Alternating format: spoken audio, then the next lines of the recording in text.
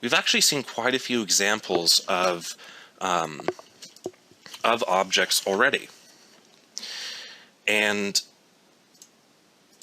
pretty much every single variable that we've created in C# is an object.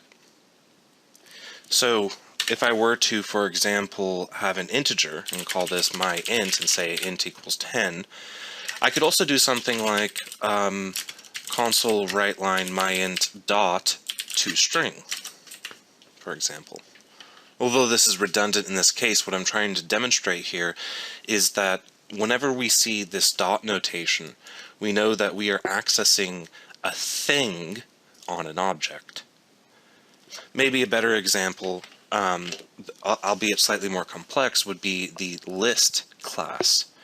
So we've seen examples of lists where we can have like a string list and we instantiate it, and then we go string list dot add whoa, and then we can say console writeline string list dot count, and then put in a console read key.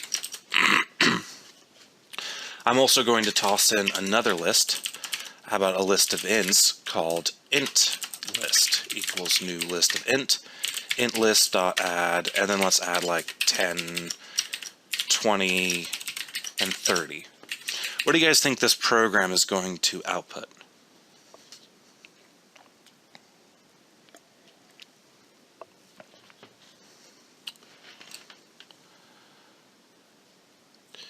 So we get a lot of ones, and that's exactly what it's going to do.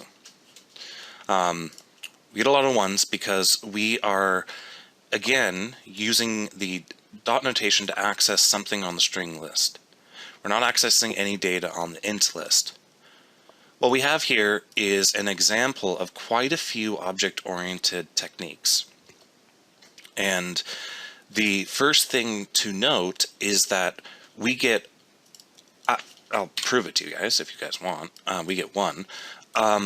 We get one because we are accessing a member or a thing on the string list, which contains its own data. We also created an int list and added 3 items to it, but when we go to print its count, we're not accessing the int list. I know what I'm saying here might sound very trivial, but we have a very good example up here of the concept of an object and an object containing data, and that object's data is isolated from other objects.